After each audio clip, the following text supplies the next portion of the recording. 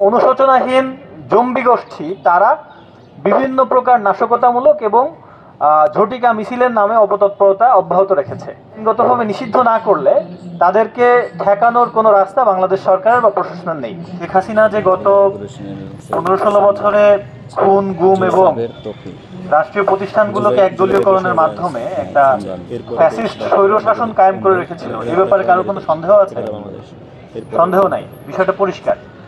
একই সাথে 24-এর যে গণ আন্দোলন ডানা বেঁধেছিল সেটিকে তারা বিনষ্ট করার জন্য, সেটিকে ধ্বংস করার জন্য এবং আন্দোলন যাতে ফ্রুটফুল হতে না পারে সেটি করার জন্য তারা আমাদের চোখের সামনে আমাদের ছাত্র, শ্রমিক,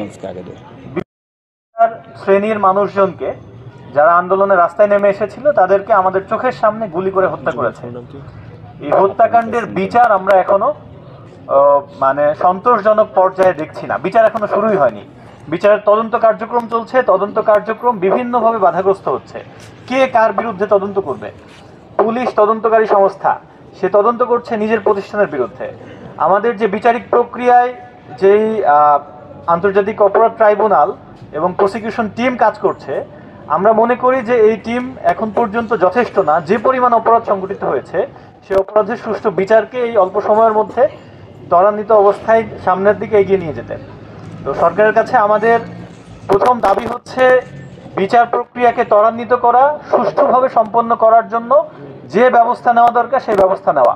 এবং আমরা মনে করি বিচারিক প্রক্রিয়ার মাধ্যমেই মূলত ফ্যাসিস্ট দল হিসেবে আওয়ামী লীগের বাংলাদেশে রাজনীতি করার অধিকার পুরোপুরিভাবে নিশ্চিহ্ন হবে। কিন্তু তার আগে তারা যেই সহিংসতামূলক কর্মকাণ্ডগুলো চালিয়ে যাচ্ছে এখন পর্যন্ত, যে ষড়যন্ত্রমূলক কর্মকাণ্ড চালিয়ে যাচ্ছে খুনি হাসিনা দিল্লিতে বসে, এবং একই সাথে তাদের যারা কর্মীরা আছে এখন পর্যন্ত যারা এই অপরাধের জন্য তাদের ন্যূনতম অনুশোচনা নেই, সেই অনুশোচনাহীন জম্বি গোষ্ঠী তারা বিভিন্ন প্রকার নাশকতামূলক এবং ঝটিকা মিছিলের নামে অপতৎপরতা অব্যাহত রেখেছে।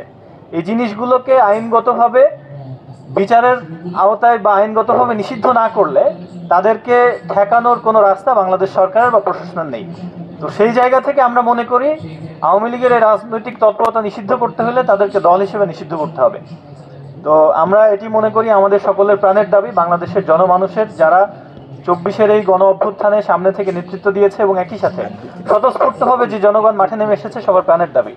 আমরা এই আওয়াজ এখান থেকে আজকে থেকে ঐক্যবদ্ধভাবে তুলতে চাই।